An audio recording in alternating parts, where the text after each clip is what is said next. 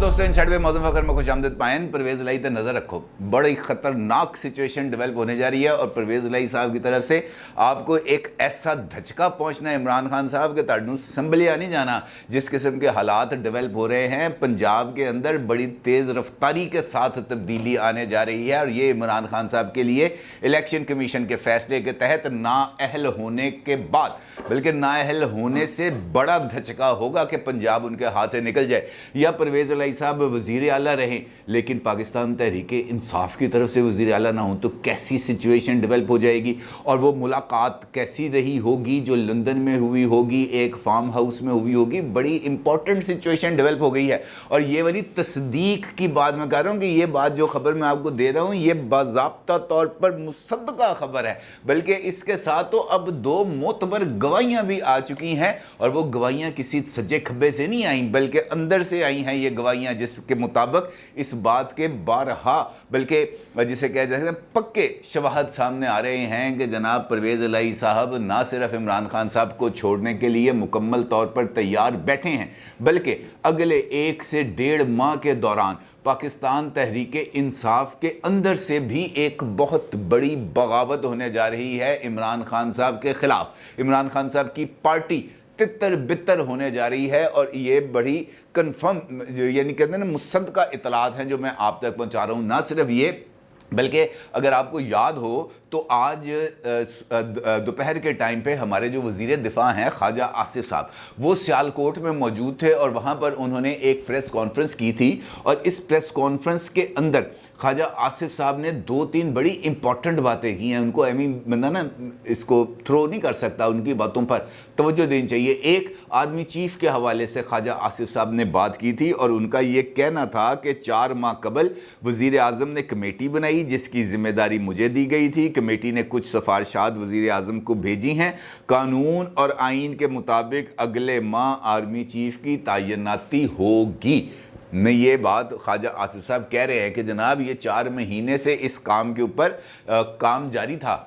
Net practice जारी थी, consultative process जो है वो खुफिया तरीके से जारी था। ख़ुद वज़ीर आज़म साहब ने ये कमेटी बनाई थी और इस कमेटी ने अपनी जो सिफारिशात हैं वो उनको पेश कर दी हैं। अब उसके बाद एक फॉर्मल प्रोसेस है और वो फॉर्मल प्रोसेस आगे बढ़ेगा। अगर आपको याद हो कि कल जिस वक्त इलेक्शन कमीशन ऑफ पाकिस्तान की तरफ से इमरान खान की नाअहली का फैसला आ रहा था तो उसी वक्त army chief general Qamar Javed Bajwa साहब की तरफ से भी ऐलान सामने आ रहा था, एक अपनी रिटायरमेंट का, दूसरा ऐलान आ रहा था फौज को डीपोलिटिसाइज करने का और ये इस बात के अज़्म का इजहार किया जा रहा था कि आइंदा भी अफवाज पाकिस्तान सियासत के अंदर किसी भी तौर पर मुलव्वस नहीं होंगी। और उसके साथ साथ एक और जुमला उनका टीवी के ऊपर चल रहा था कि जनाब ये 5 फैसले हो गए हैं, 5 हफ्ते के अंदर वो जो सामने आ जाएगा कि नया चीफ ऑफ आर्मी स्टाफ कौन होगा। इसका मतलब ये है कि ये चीज़ें आगे बढ़ रही थी। इसी के साथ साथ ख्वाजा आसिफ साहब ने ये जो मैं आपको बता रहा हूँ चौधरी परवेज़ इलाही साहब के हवाले से, ख्वाजा आसिफ साहब ने भी इस चीज़ की तस्दीक की है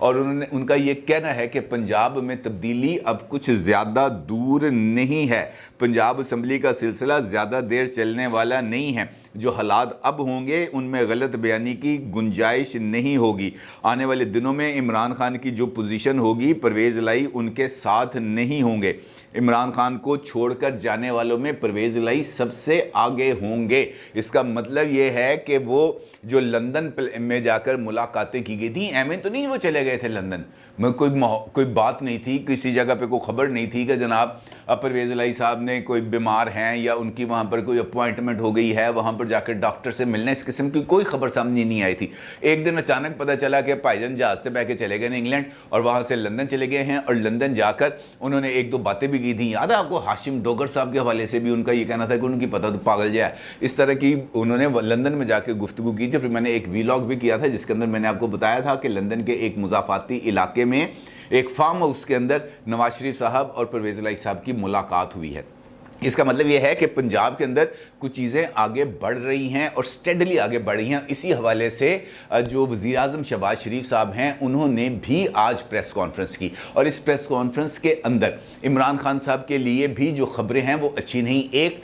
तो सबसे पहले वज़ीर आज़म साहब ने ये जो मुज़ाकरात के हवाले से अंसार अब्बासी साहब की स्टोरी थी जिसके अंदर ये बात चल रही थी कि जनाब कुछ गिव एंड टेक हो रहा है, कुछ 2 महीने तुसी छड़ दियो, 2 महीने ऐसी छड़ दइए, कुछ दरमियान का रास्ता निकले। वज़ीर आज़म साहब ने कैटेगोरिकली ये बात कन्वे कर दी है। उनसे पूछा गया कि जनाब इलेक्शन कब होने हैं, उन्होंने कहा जी 11 महीने के बाद, यानी अगले साल अक्टूबर में। उन्होंने कहा जनाब हमारा फ़िलहाल इलेक्शन कराने का कोई इरादा नहीं है, मुश्किल फ़ैसले हम करें, मुश्किल फ़ैसलों का बोझ हम उठाएं, पॉलिटिकल प्राइस हम अदा करें, तो हम अच्छे वक्त का इंतज़ार ना करें। उनका कहने वाला कि साढ़े मत्थे तो फुदू लिखा है। इस किस्म की कोई सिचुएशन नहीं होगी। इलेक्शन होंगे उस वक्त होंगे जब हम माशी तौर पर मजबूत भी होंगे और लोगों को रिलीफ देने की पोजीशन में होंगे, यानी no compromise on election dates. Election होंगे अगले साल होंगे, अपने मुकर्ररा वक्त पे होंगे। असेंबली अगस्त के अंदर डिज़ोल्व होगी और उसके बाद जो आइनी मुद्दत है उसकी 60 दिन, उसके अंदर इलेक्शन होंगे, यानी इलेक्शन अगले साल अक्टूबर में होंगे। इमरान खान साहब को एहसन इकबाल साहब के बाद शहबाज शरीफ साहब ने भी इंतखाबात की डेट दे दी है और उनका ये भी मानना था, उनका ये भी कहना था, उनसे सवाल हुआ कि इमरान खान साहब का जो लॉन्ग मार्च है वो लॉन्ग मार्च अगर पुरतशद्दद हुआ तो उससे जमहूरियत को कोई ख़तरा लाहक हो जाएगा। उन्होंने कहा जी जमहूरियत को कोई ख़तरा नहीं है, ये बात मैं आपको लिख के देने के लिए तैयार हूँ। जमहूरियत को कोई ख़तरा नहीं है, इमरान खान साहब आएँ 100 बिस्मिल्लाह। लेकिन अगर उन्होंने जो कानून है उसको तोड़ने की कोशिश की तो उन्होंने लफ्ज़ इस्तेमाल किया कि सर्टिफाइड चोर को दाखिल नहीं होने देंगे हम इस्लामाबाद में। तो ये बड़ी एक क्लैरिटी के साथ कुछ चीज़ें सामने आ गई हैं। इसका मतलब ये है कि हुकूमत इस वक्त बहुत ही ज़्यादा डिटर्मन हो चुकी है, बल्कि अगर मैं ये कहूँ कि उन्होंने अपना किला कायम कर लिया है तो इसके अंदर भी कोई मुज़ायका नहीं है, इसके अंदर भी कोई वो झूठ वाली बात नहीं है। क्योंकि जिस तरीके से इमरान खान साहब ने खुद को एक्सपोज किया है, जिस तरीके से उन्होंने ख़ास तौर पर जो एहतजाज का उनका ये प्लान था कि पूरे मुल्क में आग लग जाएगी, लोग सड़कों पर खड़े होंगे, जो पूरा मुल्क है उसको चोक कर दिया जाएगा, मोटरवेज ब्लॉक होंगी, नेशनल हाईवेज ब्लॉक होंगी, जीटी रोड ब्लॉक होगा, पूरा शहर जो है वो सड़कों पर होगा। इस किस्म की कोई सिचुएशन किसी एक इलाके में भी सामने नहीं आ सकी, जिस पर इमरान खान साहब ने खुद मायूस होकर इस बात का ऐलान कर दिया कि जनाब करानो जाओ और जाकर लॉन्ग मार्च की तैयारी करो। भाई घर में जाकर उन्होंने कौन सी लॉन्ग मार्च की तैयारी करनी है। फिर यही सिचुएशन है, वो स्लेटें नहीं होती थी जब मुझे तो याद है कि जब हम छोटे होते थे तो स्लेटें होती थी, वो चौक के जरिए स्लेट पे लिखा जाता था, बाद में उसको साफ कर दिया था। मेरा ख्याल है इमरान खान साहब ने अपने जो कारकुनान हैं उनको स्लेटें ले दी हैं, वो उस पर लॉन्ग मार्च लिखते हैं, लॉन्ग मार्च की तैयारियां, फिर उसको मिटाते हैं, फिर नए सिरे से तैयारियां लिखना शुरू कर देते हैं, क्योंकि यही तैयारी हो रही है, इसके अलावा किसी किस्म की कोई तैयारी नहीं हो रही। इसका मतलब ये है कि 2 काम किए जा रहे हैं। एक, इमरान खान साहब के गिर्द घेरा तंग किया जा रहा है, क्योंकि इमरान खान साहब के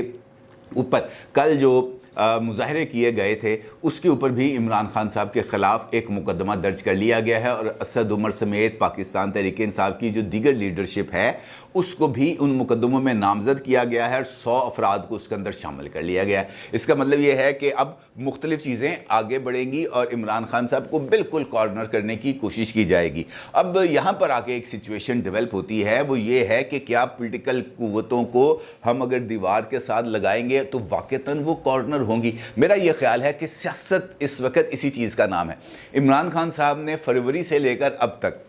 पीडीएम लेड कोलिशन गवर्नमेंट को दीवार के साथ लगाने की कोशिश की, कॉर्नर करने की कोशिश की और अपने दौरे इक़्तिदार जो 3 साल 8 महीने तक मुहित था उस पूरे अरसे में भी उन्होंने अपनी अपोजिशन को दीवार के साथ लगाने की कोशिश की और भरपूर तरीके से कोशिश की। जिसको चाहा उसको जेल में डाल दिया, जिसको चाहा उसको सख्त तरीन हालात का सामना करना पड़ा, लेकिन इमरान खान साहब अपने मौक़िफ़ पर डटे रहे और बल्कि उन्होंने खुद भी इस बात का एतराफ़ किया कि एस्टेब्लिशमेंट मुझे कहती थी मईशत पर तवज्जो दो, ये तुम किस इंतकाम के चक्कर में पड़े हुए हो, लेकिन मैं उन्हें कहता था कि नहीं ये ज़्यादा ज़रूरी है, एहतसाब ज़्यादा ज़रूरी है, मईशत खुद ब खुद ठीक हो जाएगी, एहतसाब होगा। ये इमरान खान साहब की सोच है। इसका मतलब ये है कि उनको उस वक्त भी ये वाली बातें बताई जा रही थी, लेकिन इमरान खान साहब ने उस पर कान नहीं धरा। अब इमरान खान साहब खुद मुकाफ़ात अमल का शिकार हो गए। मुकाफ़ात अमल का शिकार होने की नतीजे से वो ना सिर्फ पीछे चले जा रहे हैं, बल्कि उनके लिए जो ऑप्शंस हैं वो महदूद होती चली जा रही हैं। अगर कानून की हुक्मरानी عمران خان صاحب کہتے تھے کہ ہونی چاہیے،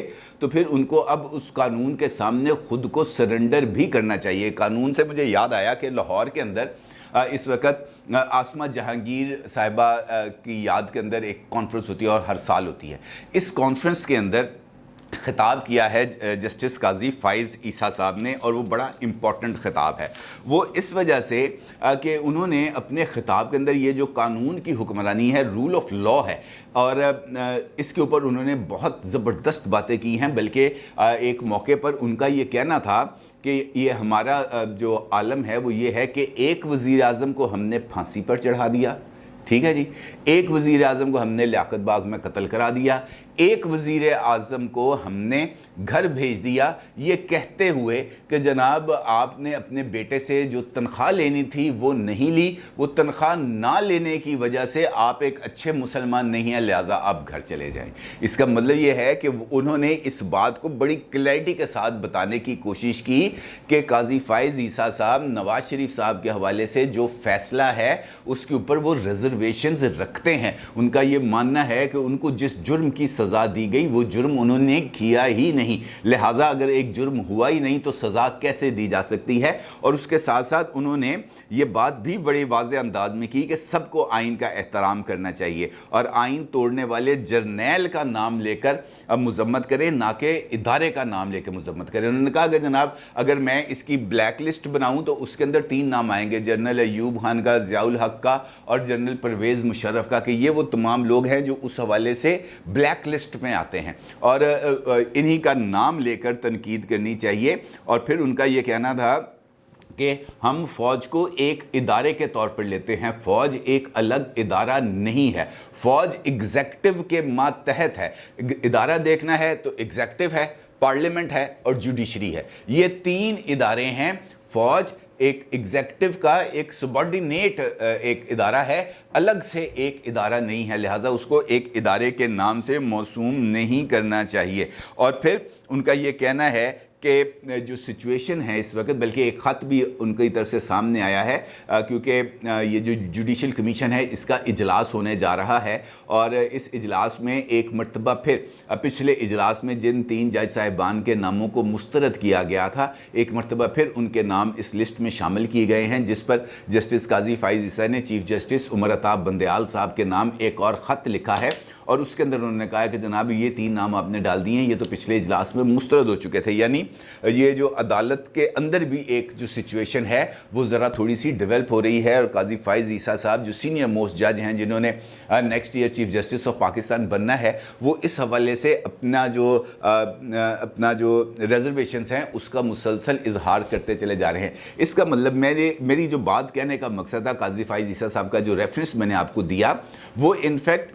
عمران خان صاحب کا اپنی جو انٹرپریٹیشن ہے رول آف لا کی، اس کے حوالے سے قاضی فائز عیسیٰ صاحب کہتے ہیں کہ ہم مختلف مقدمات کو جج کرتے ہیں اور آپ تمام لوگ ہم کو جج کرتے ہیں۔ اگر جج کی ججمنٹ کے اندر کوئی غلطی ہے آپ 100 دفعہ تنقید کریں، لیکن بطور ادارہ جوڈیشری کے اوپر تنقید نہ کریں۔ جو جج غلط کام کرتا ہے، جو جج غلط فیصلے دیتا ہے، جو جج غلط انٹرپریٹیشنز کرتا ہے، اس پر تنقید کی جانی چاہیے۔ اس تنقید پر آپ کے خلاف توہین عدالت کی کوئی کارروائی نہیں ہوگی، لیکن جب آپ بطور انسٹیٹیوشن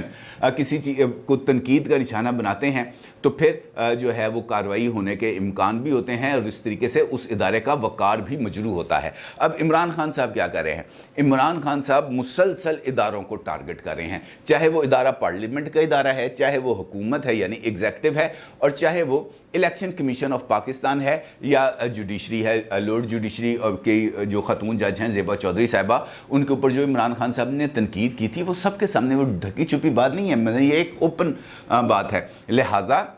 وہ اس تنقید کا یا اس بلیک میلنگ کا مقصد کیا ہے؟ اپنے لیے ریلیف لینا۔ عمران خان صاحب نے ایک عرصہ پہلے ہی الیکشن کمیشن اور خاص طور پر چیف الیکشن کمشنر کو ٹارگٹ کر رکھا تھا، کیونکہ ان کو پتا تھا کہ میں نے اگر پھنسنا ہے تو یہیں پہ آ کے پھنسنا ہے، کیونکہ فارن فنڈنگ اس وقت چل رہی تھی، اس وقت توشہ خانہ نہیں آیا تھا، اور فارن فنڈنگ بھی اس وقت آخری سٹیجز پر چل رہی تھی جب فروری کے اندر عمران خان صاحب نے اپنا یہ جو ہے جلسوں جلوسوں کا سلسلہ شروع کیا تھا۔ اس کا مطلب یہ ہے ہے کہ ان کو اندازہ تھا کہ میں نے جو کچھ غلط کام کیے ہوئے ہیں وہ ایکسپوز ہوں گے، لہٰذا اس سے پہلے کہ وہ ایکسپوز ہوتے انہوں نے ادارے کو ٹارگٹ کرنا شروع کر دیا، اپنی ٹرمز اینڈ کنڈیشنز کو ڈکٹیٹ کرانے کی کوشش کی۔ وہ تو اللہ کا شکر ہے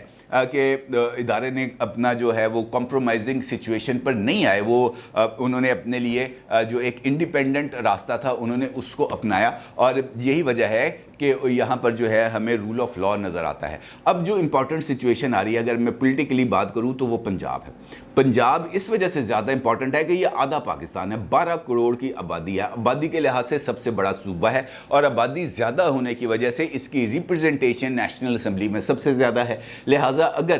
یہاں پر کچھ ایسا کوئی پولیٹیکل انٹرسٹ ڈیولپ ہوتا ہے جس سے مرکز کے اندر کوئی پرابلم کریٹ ہو، تو ایسی سچویشنز کسی بھی طور پر قابل قبول نہیں ہو سکتی، اور پولیٹیکل ڈیولپمنٹس کے لیے راستے ہر وقت کھلے رہتے ہیں۔ آپ کو یاد ہے کہ طویل عرصے سے پنجاب کے اندر تبدیلی کی کوششیں کی جا رہی تھیں، اور اس کے لیے بنیادی طور پر انتظار کیا جا رہا تھا دو چیزوں کا۔ ایک، آرٹیکل 63A کے صدارتی ریفرنس کی جو تشریح کی گئی تھی اس کے تفصیلی فیصلے کا جو آ گیا، اس کے ساتھ ساتھ جو اہم حکومتی اتحادی جماعت ہے یعنی مسلم لیگ کاف، اس کے ایک کم از کم 51% حصے کو الگ کھڑا کر کے اس کے لیے پارلیمانی لیڈر بنانے کو، کیونکہ یہی دو صورتیں ہیں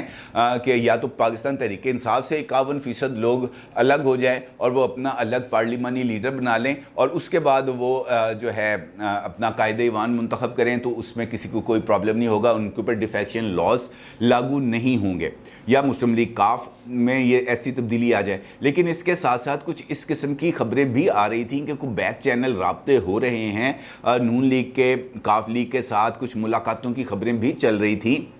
تو اس سے اس بات کو تقویت مل رہی تھی کہ اگر عمران خان صاحب نے، بلکہ خود پرویز الہی صاحب نے بھی اس بات کا اشارہ دیا تھا کہ میں اداروں کے ساتھ ہوں۔ جب عمران خان صاحب نے اداروں کے اوپر چڑھائی کرنے کی کوشش کی اور سخت ترین زبان استعمال کی، تو اس وقت سے ہی یہ خدشات نظر آ رہے تھے کہ پرویز الہی صاحب عمران خان صاحب کے اس بیانیے پر ان کے ساتھ نہیں کھڑے ہو سکتے، کیونکہ ممکن نہیں ہے وہ جس سٹیج پر عمران خان کھڑے ہو کر جو ہے وہ تنقید کر رہے ہوں اداروں پر، پرویز الہی صاحب بھی ادھر کھڑے موجود ہوں اور وہ عمران خان صاحب کی ہاں میں ہاں ملائیں، ایسا ہونا ممکن نہیں ہے۔ اور یہی وجہ ہے کہ آج خواجہ آصف صاحب نے اور شہباز شریف صاحب دونوں نے اس بات کی طرف اشارہ دیا ہے کہ پنجاب کے اندر تبدیلی آ رہی ہے، اور میں آپ کو یہ بتا رہا ہوں کہ امکانی طور پر اس قسم کی سچویشن ڈیولپ ہو سکتی ہے کہ وزیر اعلیٰ پرویز الہی رہیں، لیکن جو پاکستان تحریک انصاف ہے وہ حکومت میں ہونے کی بجائے اپوزیشن میں چلی جائے۔ آئندہ چند دن اس حوالے سے بہت زیادہ امپورٹنٹ ہے۔ اپنی رائے کا ضرور اظہار کیجیے گا۔ آپ کو بہت شکریہ۔ اللہ حافظ۔